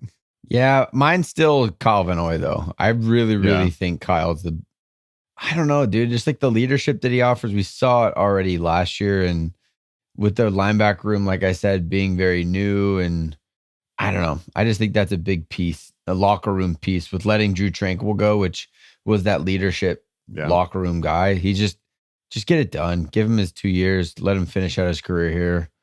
I think he earned it last year with what the production that he had at the end of the year. And you could probably get him back on a 1-year deal. I don't see how that's not like a unfeasible thing. Get him back, give him a little bit of money, get him back. Mm-hmm. He probably wants more than a 1 year now. Like, I feel like last year was his 1 year where, hey, I'm going to go prove that I can still play. And now wherever I go next, that's where I'm going to finish things out and give me the 2 year, like, and ride off into the sunset type of thing. Now, maybe that'd be great if he took a 1 year for the team, but I think he probably is looking for a 2 year deal somewhere. At least I would be fine doing it. I know they make fun of him. They call them old man and all that stuff, but he was such an important part of our defense at the end of the year. Like, look how I want to play the way we played at the end of that year. Right. And a lot of that had to do with Kyle Van Noy being clutch at the perfect time. Right. So bring him back. I'm just glad he's not signing anywhere else. Maybe he's holding, because we're still in a wait and see period. Like, stuff still has to happen. The draft's going to come. Yeah, he's now entered into the post-draft free agency class. Yeah. Which a lot of these guys are now. They're waiting to see who drafts where, and now where do I fit after that? Exactly. So let's fingers crossed for him for sure. But we'll find out soon, okay? Epoky or Epoch. Sorry if I wasn't pronouncing this right, but thank you for asking the question. Let's move on now to Fixaces. Let's move on to an easier name to say. This one will be a piece of cake. PHXASES. Fixasis. Who asked the question. If Austin Eckler does get traded, where would he best fit? What should we get for him? I think the best fit is to go back with Lombardi, where he got all of his touchdowns. Powder blue, baby. No, the best fit, we want him back, but if he had to get traded, where would be the best fit? Powder blue. Of course. I'm just saying. That's the best fit. If anyone screaming from the mountaintops, the guy that was in my offense that scored however many touchdowns, that's the Broncos right now. We would never trade him to somebody in the AFC. But I'm saying that's the best fit. To see him go pick up right where he left off, that's where it is. Yeah. Will never happen. That would be a scary, terrifying fit. Yeah. To be honest. Don't Almost better to control where he goes right now instead of letting him hit free agency and go to the Broncos. And because Russell Wilson with a guy like that would be pretty scary. Send him to the NFC South if we have to. Just get him away from us. Send him to purgatory in the NFC South. In the darkness. Can we send him to the XFL? Is that a possibility? Trade him to the St. Louis Battlehawks. Yeah, Battlehawks, baby. Let's go. And then what should we get for him? Third. You're going to get a third round at best. Yeah. I think best. If I were the team, I'd be like stingy about it because I don't want him to go anywhere. I'm saying second round. Let's go. What could we get? I don't know. You only get what you ask for. Right. So I say second round because I don't want him going anywhere. Yeah. There you go. If you don't want it, kick rocks. bold strategy. You're in a win now situation. Why would you not ask for a lot? We have a better chance of winning with Eckler on the roster. So we hold the cards right now. Yeah, we hold all the cards. All the cards, baby. All of them. 52. All right. Well, fixasses. Thanks for coming. Thank you for coming. Fixaxes. Let's move it on to a familiar name. Tom Telesco's burner account. TTBA. Who asked the question. Yeah, boy. What's up, Charger Chad? Love you guys, man. Even though I'll miss Drue and his skills rushing the passer and dropping back in coverage, I think Kendricks is an upgrade. His physicality is exactly what we need for Staley's scheme, boy. We needed someone to take on a pulling guard Shedham and still tackle the running back coming full steam in the hole. While Tranquill excelled in many areas, he was a little on the lighter side to do this. I'm stoked we went with Kendricks, who knows for being a, quote, tackling machine, my dogs. Staley's light box scheme depends on the middle linebacker to do so, in my opinion, man, and was asking for this. So I got a question for y'all. You think there was a falling out between management and Drue for Drue to want to choose to go to KC over all the other teams, also making him similar offers? Maybe we're assuming he had similar offers when really KC's offer could have just been superior. That or also could have just wanted to go to KC to win over a team like Chicago, for example. I don't think Drue is a very spiteful guy, but I'm wondering now what happened after those players' grade relations come out. Love you guys. Yeah, boy. Bye. All right.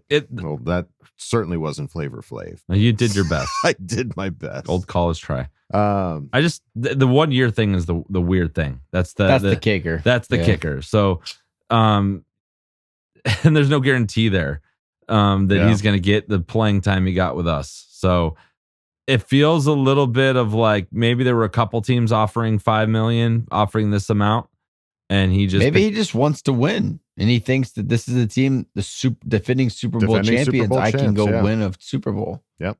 Like at the core of what football is, it's really athletic guys that are super competitive that want to win games. Exactly. Yeah. Down to their core. So maybe he just really wants 1 year to go and try to win a Super Bowl, and then try to get his payday next time with like the Panthers or something stupid. Yeah. But there's something weird there because if what they're saying is they didn't make him an offer, which is what I'm hearing, which makes the more sense out of how all this went down. Well, yeah, after you sign Kendricks, that's a very reasonable thought. But they had time to do up until the point where they brought him in. So my question is, is Coach Staley was ready to move on from him? Yeah. I think that's likely. That's very right. Yeah, that's why they went. Eric Kendricks is signed very early. It was very clear that they didn't want Drue Tranquill anymore. Well, and what coach is doing, what he's done every year is improve in places that he sees are negatives. All right. We have a new strength. We have a new trainer. we have all these new people. He's not going to like just your great friend will keep you on. I think that's what happened this year. Yeah. You know, there were a lot of like we lost that KC. There's a big part of losing that KC game where Gronk, where Kelsey, you know, got the touchdown right at the end in OT, and that was a missed tackle by Tranquill. Like if you go back and look through some of the stuff, there were moments like that. So Right. I don't do the player evaluations. I'm not good at that, and I wouldn't know where to start. But I think there's more to this than just he left. You know, Right. we didn't And that was offer the only offer on the table. There's more to this than that. Yeah. There really is. Yeah. We don't have any sources to back it up, but No. that is the idea behind it. But Tom Telesco's burner account, thank you for asking the question. Let's move it on now to SDBD89. Certified fresh. Who asked the question? Why did they keep Murray when they could have traded him and signed Drue? Well, we didn't. Murray's under contract. So, and there's totally different situations. Like, right. That's You can't trade a free agent. So these aren't free agent. apples and apples. These are apples and oranges. It's not something you like. You know. Well, the thought is the position, right? So you Correct, you kept Kenneth Murray at the middle linebacker spot and let Drue go. Right. I think I don't know, like Kenneth Murray, you spent a first round pick on. The Chargers are very slow to just give up on a first round pick. Right. They will. They did to Tillery this Right. last year if you're an absolute liability. Yeah, well, that's a whole different situation. That's a whole other conversation. That's a real liability. But yeah, Kenneth Murray was a first round draft pick. He's still under his rookie contract. Yeah, I honestly believe that for whatever reason they don't think Drue's a good fit for this game. I think so. I don't know what it is. I don't know that. I just think that if they wanted him back, they could have kept both. Yeah. I mean, for what the Chiefs paid, we could have given him a couple of years and like, I don't know, like we could have kept him if we wanted him. We just straight up didn't want him. So Right. I think that's what it boils down to. Really, Yeah. I don't think this was a We didn't have negotiation to- that went it wasn't awry. a get rid of. I mean, look how much we played Eric Kendricks. You could have offered that to Drue. He would have stayed. Right. They clearly Would've been think more. that's an upgrade and Yeah. fits better what we need to do to not have the run defense we had. Right. So it's a sad thing to see, and yeah, it is what it is. But SDBD89, thank you for asking the question. Let's Welcome move to it the on party, now pal. to House of Hain, who asked the question. It's a sad day when Drue goes to the goddamn motherfucking KC. I say KC assholes. Anyway, how are the kids doing? And Wool Dog, how's the beard doing? Keep doing the Lord's work. K love you by FKC, FD, and FLV. Oh God, we need to get all of these on a shirt. FKC, FD, FLV, K love you bye, FTR. Get them all on there. Just put them all on there. all of the acronyms, please. Please. So boys, how are the kids doing? Good. Good. There's a lot of them. Yeah. There's a lot of them. They're good. The youngest is year and 3.5 months, and he's walking and talking and Fabulous. bedlam at my house. So it's awesome. Bedlam in the Coach Duggan abode as well. Yeah, it's just nonstop, dude. It's just wake up, wrestling, fall asleep in a chokehold, basically, is how the Duggan household is right now. Wake up and go to sleep with violence. Right. Yeah. Double tap when you want to wake up. Yeah. All right, it's time to get up, boys. Come Daddy on. wants to go to sleep. Just keep going. I won't tap. Yeah. And how's the beard doing? Hey, man, you tell me. How's this beard doing? It's looking pretty good. I You think, right really now. take care of it. Hey, I don't have much in this world, but I've got a beard. I don't got I much, take care of what I can handle. but So, I know I love you. House of Ain, thank you for asking the brother. question. Let's move it on now to Lexi. Hey, Lexi. I know, Lexi. Lexi M coming in on a question. Let's see what she's got. It's a normal day at the palace you work at as a guard when suddenly you and your fellow guards are hit with potions from a random peasant with a llama. Okay. Your friend is turned into a cow. Confused, he asks to go home. The emperor's advisor lets him leave and asks if anyone else would like to. You decline as you've somehow gotten lucky to be turned into a gorilla, so you're good. Then she yells to go arrest the man and llama as they have murdered your emperor, and they jump down the water pipe. That everything comes to a head for you. You find out the llama was the emperor, and his advisor has turned into a cat. You couldn't believe the day you just had. Okay. The real question. Would you rather spend a year as a honey badger or a lion? Downside is you can't understand anything and are just a normal animal living in the wild until you are changed back. Upside is you remember everything that happened in the past year. I hope you enjoyed. Bonus points if you can identify what movie I'm referencing, as it is one of my favorites of all time. Thought that was like slam poetry. It's a lot. It's a lot to unpack. It's one of those things where, like, when you're watching the movie, you're like, yeah, of course, that's what happens. But when you read it on paper, it's like, wow, this is actually kind of weird. Yeah. Is that Emperor's New Groove? There you go. You got it. You got it. Where do I get my bonus points? Give me. Where do we redeem our bonus points, Lexi? Please and thank you. Please and thank you. All right. So would you rather spend a year as a honey badger or a lion? Lion. Absolutely. Of course you would say that. Why not? Lions are kind of like, I don't know. Don't go contrary on me and just pick the other one just to here's fucking the do thing. it. That's 3 weeks in a row and I don't have the let's patience. Let's go over reasoning. You can't just say lion and not support it. Pound for pound, honey badger is way more ferocious than a lion. If you give me a lion-sized honey badger, it would kill a lion every time. No. You don't What's know the what a honey reasoning? badger is then. Has a honey badger ever killed a lion? A honey badger sized lion would kill a lion. You put them on equal, like that's a not level the question. It's not a lion-sized honey badger. It's a honey badger or a lion. Also, a lioness would beat the shit out of a lion every day. So, do you want to be that guy for a whole year? That's how I live my. Around? That's how I live my true. life right now. I'm ready to get my ass beat by my wife at all times. So I will still be the lion. That's true. It's just the status quo for you. If a lion is status quo, consider me quo. No, you're not a lion king. Yeah. I just think a honey badger would be more fun. They're pretty bad. They like beat up. I don't know. They're just tough little things. Yeah, they're pretty just pretty like tough. you. The lion life seems very boring, lazy and chill, and give me 1 year to get out of this fucking body that is the lion, so I can get back to my real shit. I don't want to be worried about anything. I want to be grazing. I want to be hanging out. I want to be doing nothing. Survive the year. Get back to my body. Okay. Agree to disagree. What do you think, Adam? We're never gonna. I feel like every time we have a question like this, no matter what. It's funny. Whoever goes weird, first is going to be the contrary. Yeah, we've not all really even when we say it at the same time. I know we don't agree. So I'm trying to think of all the different reasons, like the pros and the cons. So like, lions, sadly, I think get hunted more than honey badgers. I don't know many people that hunt. Yeah, honey badgers. Trophy hunting. Trophy hunting. Come on, Google. Keep talking. I'm thinking out loud. Honey badgers, I believe they're living in the ground. They're ground dwelling fellas of sorts. They've got their little dens.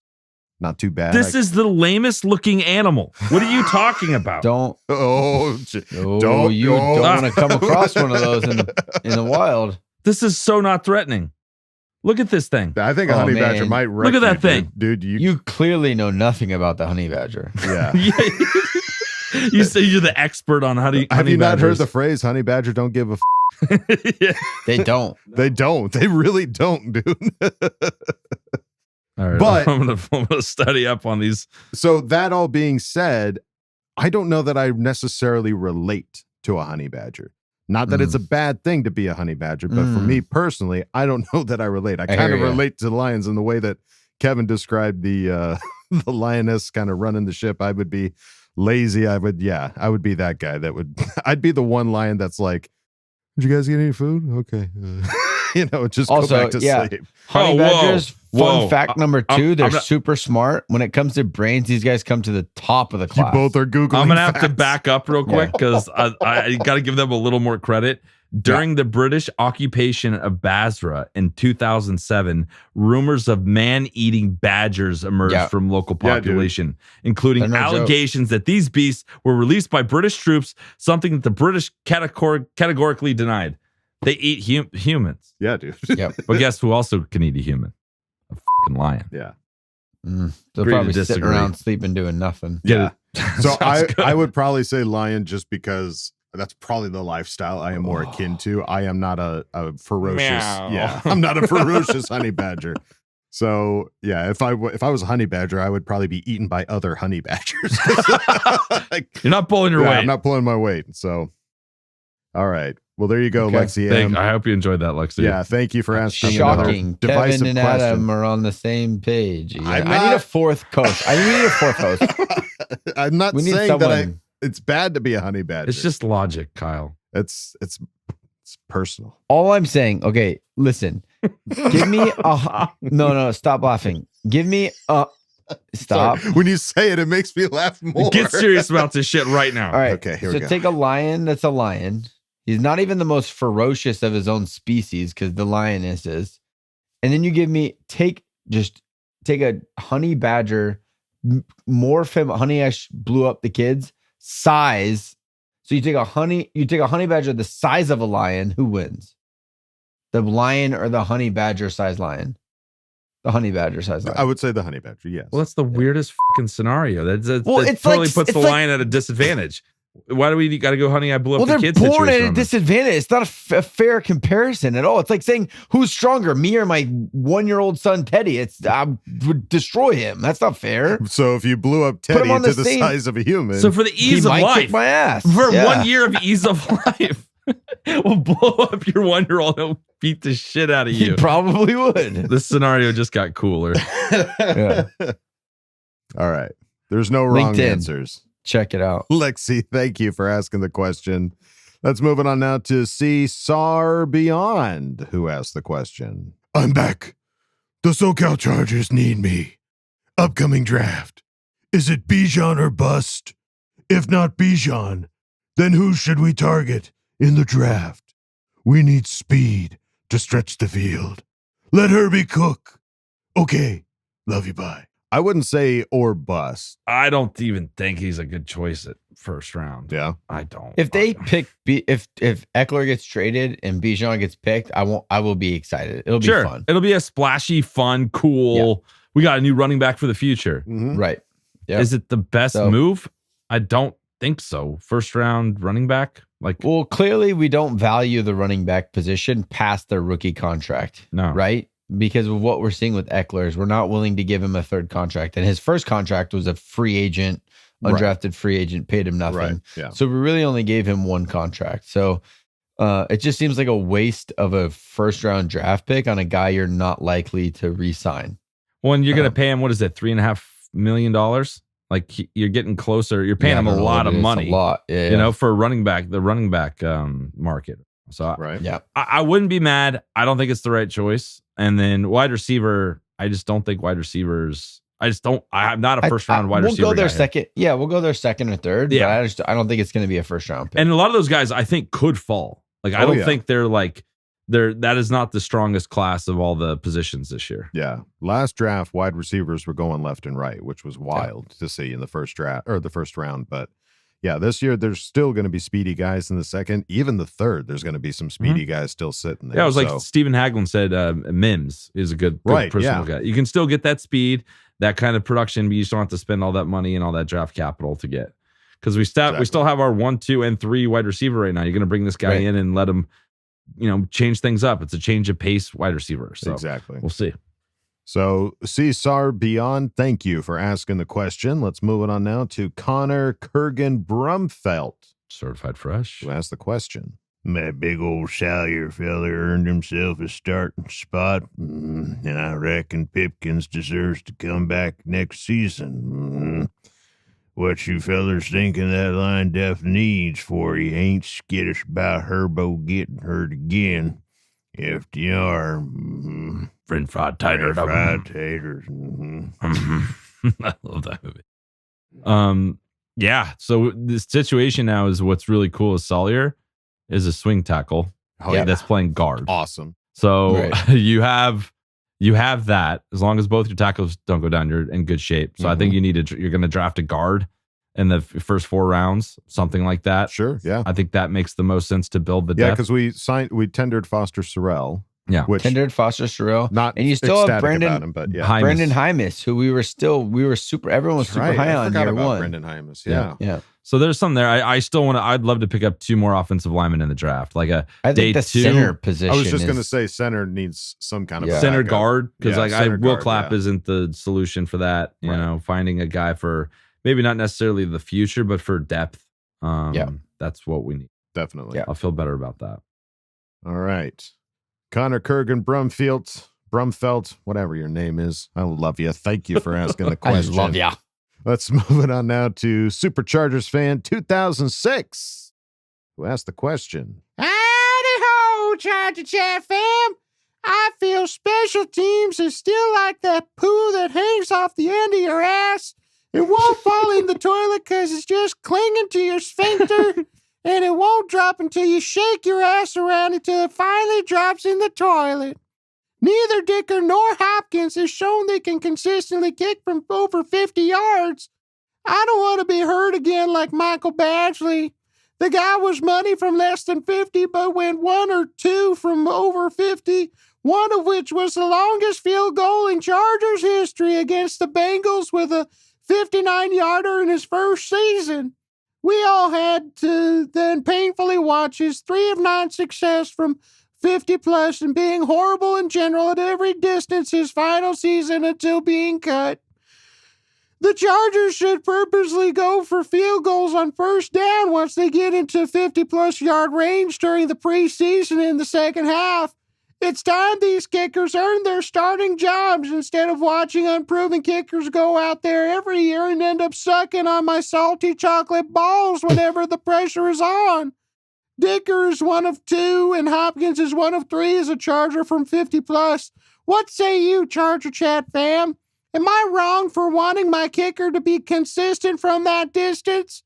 With the high-powered offense we're looking at next year, there shouldn't be a need to be kicking that much from that far, but still, you know the noise will start getting once these guys start getting more opportunities from that distance.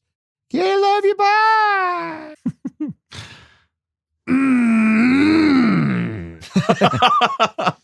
Mr. Hankey. Supercharger fan. That was a good one. That was a longie. That was a longie But goodie. and a strainy. And if we lost listeners, I apologize. Mr. Hankey. But all right. So the question.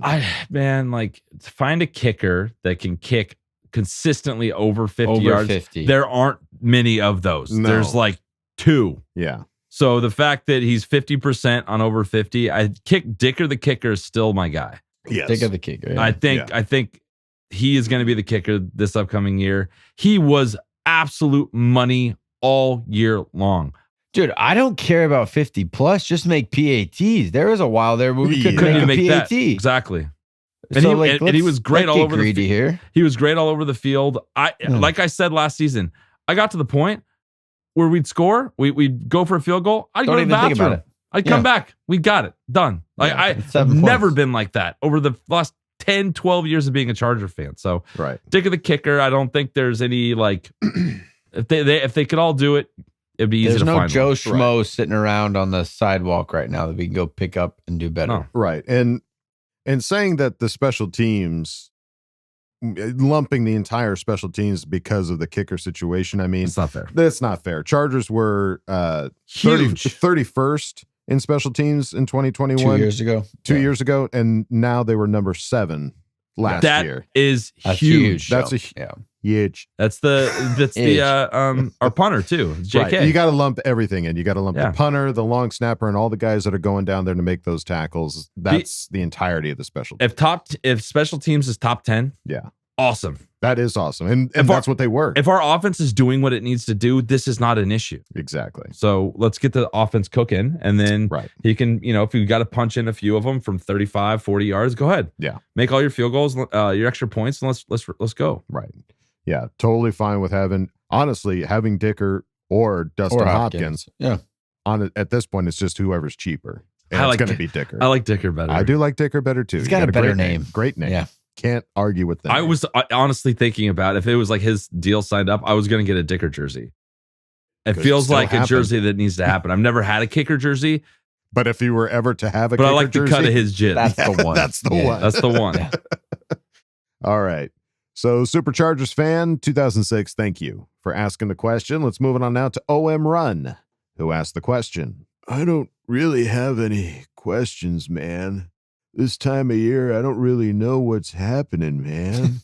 Is that a draft pick or a trade or some douchebag in the dark? I don't think I can handle more names, man. That's why I'm not watching the XFL. How do you watch the XFL? I don't know. I can't. Yeah. You Every can't? season, all these teams, like I want to get into it, but I physically can't. I feel like my body needs a break from the NFL. Like football season's over. I don't want the break, but I need it a little bit. 100%. Yeah, it's funny because like when the NFL comes around and the games come out and the schedule comes out, you're like, okay, I am moving things out of the way. Oh yeah, for game time. No, yeah, for sure. When XFL comes around, it's like, I guess if I don't have anything else to do, If I'll I'm watch it. sitting But even if around, that's yeah. the case, you might be like, oh yeah, I'm on I my guess phone while I'm I don't even watching it. remember what Yeah. days they play. Do they play Sunday? Do they play Saturday, Friday? and Sunday. I Couldn't think. tell you. Really? Okay. Thursdays? I don't know. Let's hit them all, baby. Monday, Tuesday, Wednesday. So yeah, we're not the right ones to ask. OM Run. We don't know, man. Not the Figured it XFL out, guys. man. we can't figure it out over here, but thank you for asking the question. Let's move it on now to Athir Kadir, who asked the question. Kadir. The Chargers are in the Super Bowl. Do you prefer to be down by 3 with a Herbert winning drive or up 3 and defense getting a stop? Mine. Give me defense, please. I need an answer from all of you. FTR, love you, bye. It's a good hypothetical. Easy. Good hypothetical. Easy. Down 3 with Herbert. Herbert, 100%. Yeah. Yeah, down 3, give Justin the ball. He's best player on the team. I've watched too many games where our defense just gives up just enough yardage for a field goal. Dude, just you're enough in yardage for a and you're first in down. the Super Bowl. It's not like you're going to be playing some Pamsy Schmansby quarterback. They're going to be a stud. So, yeah, Right. I would rather have the ball. Same. Absolutely. Yeah. So we're not. Hey, we all agree on something. We did it, guys. High five. Yeah. Sorry, Athir. We're more Justin on Herbert. the. Yeah. Justin Herbert's the glue that holds us all together. Right. In reality. Yeah. I mean, defense did play well this last season. We did see at least a little bit better, but yeah, there's still some areas of improvement in the offense. Admittedly, kind of took a bit of a decline last season, but there was a lot of injuries that happened. Justin was hurt. Which includes Justin. He suited up every game, but man was hurt, and he still did what he did. Right. Let's get him healthy, and let's get a full year out of him with a new offensive coordinator that's going to maximize his potential. Yeah. So that's our thoughts, Athir, but thank you for asking the question. Let's move it on now to Boltville 714, who asked the question. Hallelujah! Thank the Lord! You may be seated, church. Now, as we get our tithes and offerings ready, I have a couple of announcements. First of all, I would like to give a shout out to our brother Patrick, pastor of Die Hard Boat Club Central Valley, who over the weekend celebrated another birthday. May he keep turning up everywhere he go and keep representing the 559. We also want to extend our condolences to our brother Leo Bolts, who recently went through tribulation after Drue Tranquill autographed a jersey and personally shipped it to him. As we all know by now, Brother Drue, or Judas as we shall refer to him, has strayed and backslid, gone with the enemy for a few pieces of silver. May the Lord have mercy on his soul. Let us also pray for Brother Austin Eckler, who is currently also being tempted and struggling with his faith. May the Lord deliver him and clear his mind and soul from any sin. Remember, church, money is the root of many evils, and sometimes it ain't always about the money. You see this gold chain? It's not my gold chain. It's the Lord's gold chain. You see this Rolex watch? It ain't my watch. It's the Lord's Rolex.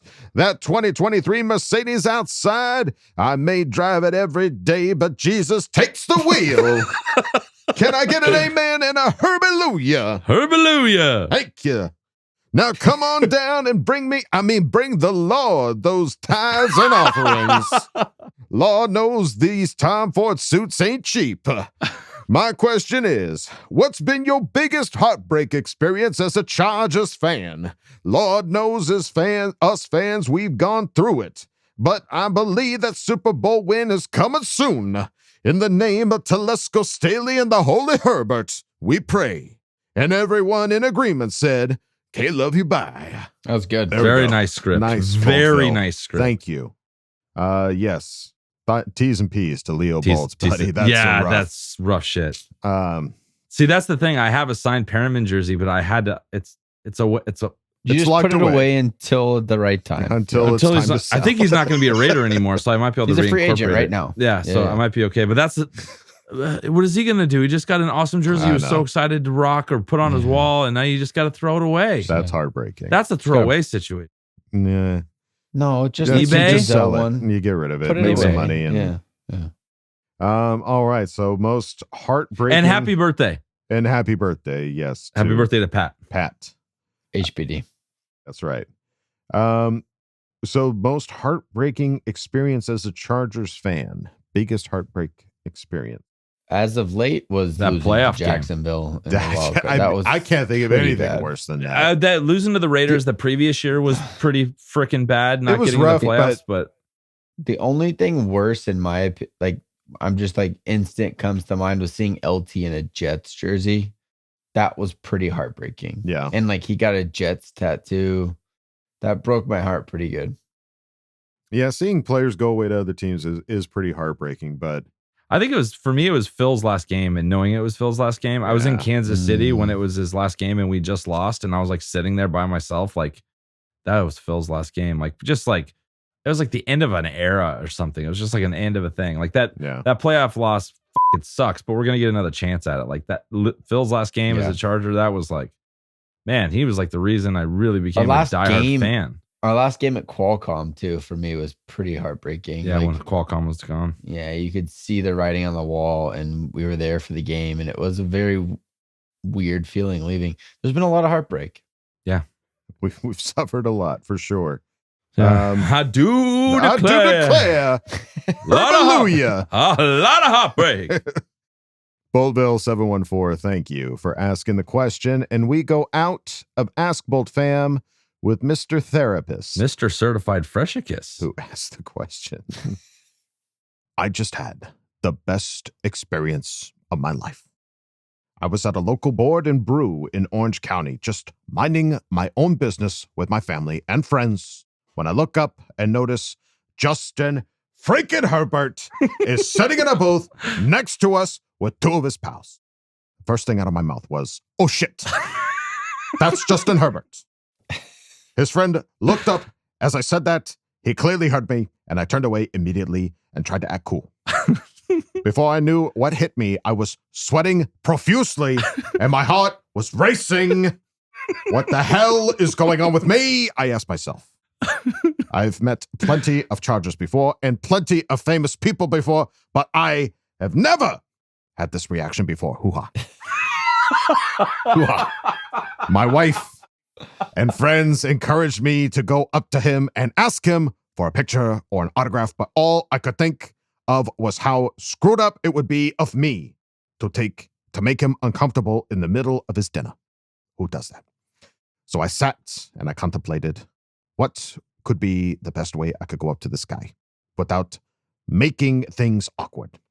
My first idea was to tell my 4-year-old daughter, who loves Justin, to go up to him and ask if he was Justin Herbert and ask for a picture with him and me, but she was way too shy to go up to him. Hoo-ha. My wife looked over at me and told me, "Hey, big man, go show your daughter what you do when you are scared to do something cool. She's watching you and learning from how you handled this experience. It was at that moment that I realized I really had no choice. I couldn't bitch out in front of my daughter. So we waited for Justin to finish his meal and walked up to him and asked him for a picture together. I felt so nervous. No man has ever made me feel that way before. Hoo-ha! I apologized like 5 times for interrupting his dinner and asked for a picture. He was so nice and reassured me that I was totally okay that I walked up to him. I remember a few episodes back, you guys were making fun of Kev, Huggin' Duggan, for fanboying hard on Herbs when you guys saw the team at a hotel/restaurant. I remember laughing that day, thinking it were all the different ways I would have acted cool in a situation like that. And I gotta say, now that the same thing happened to me, I sit here and truly empathize with you, Kev. Hoo-ha! My question is, if you had a random encounter with Justin Herbert like I did, and you had 30 seconds to pitch him to come on your show for an interview, let's say he was in the middle of eating a sandwich, what would each of you say? I attached the picture we took. Hope you enjoy it. Thanks, guys, for the show. Appreciate you all. Cheers, fellas. Hoo-ha! Well done, Mr. Therapist. Mr. And Therapist. I feel you, Way to dude. be an example. The heart racing, the sweaty palms, all the shit that like your body's like, this shouldn't be happening right now. There's Why no is this reason happening? for this to be happening Like, right this now. guy's younger than me. He's just a little kid. Right. And in your situation, your wife elevating the stakes. Oh, man. What a moment. Calling out your fatherhood. There is that makes nothing it you tough. can do but get this done. Yeah, that makes it I respect the shit out of her for that, and Oh, I yeah. respect the shit out of you for what you did. Yes. Good You know on what he you. did, though? I'm proud of his you. His picture does not include his wife because I think he was a little bit resentful for that toss under the bus. He's like, The picture that he Somebody's said got to was- take the picture. I'm just. That's for sure a selfie. Wife wasn't invited. Yeah. Oh, dude, that was what a great story, and you're a great What a storyteller. cool You had me on the story. edge of my seat. So Yeah, it's well so good. done, man. I'm proud of you. So cool, And- dude. Pitching Justin Herbert, that's a Kevin thing. Kevin is our PR guy, 100%. I'm sending in Al Pacino. Adam just goes in there with that. I'm gonna Looky here. I'm going to show you something. Maybe this means something to you. I don't know. I just show him my phone, show him the Charger chat, be like, look at this Charger chat. Hopefully, at that point, I have my Justin Herbert tattoo, so I roll it up, show No, him. I don't know about that. No, I don't. Like, that's the thing. Like, I would. Okay. I don't think I could ask him to be on the podcast. Like, I don't know if I would be a good person to interview him because I would just be like, You'd be way too. What's it like being you? yeah, yeah. Like, it just like it's one of those things. The same thing with Phil. Like, I don't know what to say. Right. Yeah. What do you ask? The first time I interviewed Sean Merriman, I was a fucking mess. Oh, sure. Yeah. And that's not I love Sean Merriman. He's not on the same level as these guys. So I don't even know. I would try and ask for an autograph after basically what you did. The picture was we a would bold just move. fanboy. I don't even think I would consider asking him to be on my show. I would just ask for a picture and autograph. We'd have what you have. The story. Yeah. The story is sometimes even better. Right. Yeah. Yeah. The story is pretty awesome. Yeah. It's just, I think it's better to prepare because I know that in the moment you're just going to go completely blank. So I think it's always good to be prepared to be like, Briefcase, tacos, like words. You got to be ready to be like, hey, man, love you, love everything you do. We have a show. Would love to have you on. I know it's If easier not, to do it. you can go to our website. We also have join our Patreon. ChargerChat.com. We named a tier after you. I'm just saying. Yeah, I would love to find. I would love that. It's our white whale. Right. You got to be ready to come in prepared because when the moment happens, it's going to be sweating bullets. It's going to be a white light. You're going to pass out. You're going to wake up and it's going to be Justin Herbert going, hey, buddy, are you okay? I'm just trying to think like what I have in common with him away from football. Because he's probably, he doesn't want to talk about football.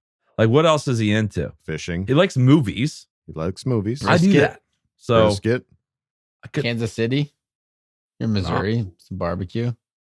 I'm panicking. I'm clamming up right now. I'm not even in front of him. I have no idea. I don't have anything funny to say. I keep looking at the photo and I'm just like, my heart starts racing because I'm just like, oh man, that's so rad. But that was the best part about the story. Number one is that you did it. Number two is knowing that Justin Herbert was like, no, dude, it's totally fine. Yeah. Like, didn't make a problem. Wasn't just like, it was alone, exactly everything you would want Justin Herbert to say. He's our QB1, man. That's what you want in your QB1. So cool. Love that. So I'm going to work on it, though. We're going to come up with I'm going to come up with a plan. I'm first of all sending in Al Pacino. Come up with a pitch that's a good and put idea. it in your wallet so that if it does happen, you can pull it out and be like, you could do like a deaf person. You just hand it to him. You do like, what was his name in The Godfather? Be like, Justin Herbert, I know you are a busy man. You have a very masculine. I hope you have a very masculine child. May your first Super Bowl be a masculine Super Bowl. Yeah. Yeah. No, you just go up to him, you start signing and hand him the card, and he has to read it. Yeah. I feel like that's the best shaky hand. Just like go in for a high five and then run away. Yeah. All right. Mr. Therapist.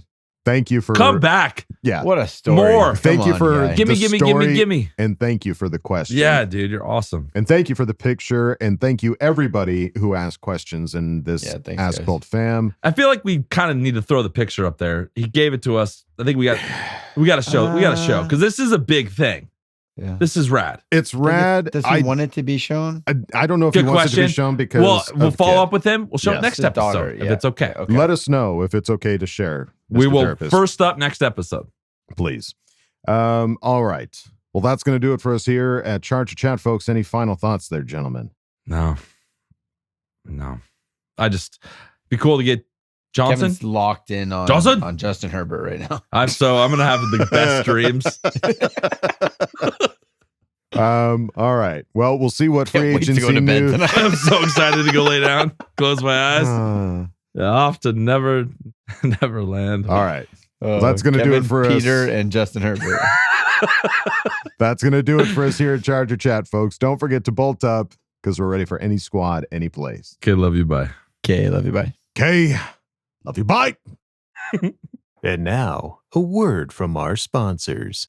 Tell me, friends, do you find yourself tempted by the sins of man? The temptations of material possessions can lead you astray into the welcoming arms of the devil himself. What can you do when you find yourself in such a quandary? Why, just come on down to the Church of the Holy Herbert. Yes, sir. Let the spirit of Justin Herbert cleanse your soul and compel you to give till it hurts. For the ways of the wicked shall go down in the flames to the depths of hell. But the purity of the Herbo shall set you free. Hallelujah. Join us for prayer at the Church of Holy Herbert and save your soul today.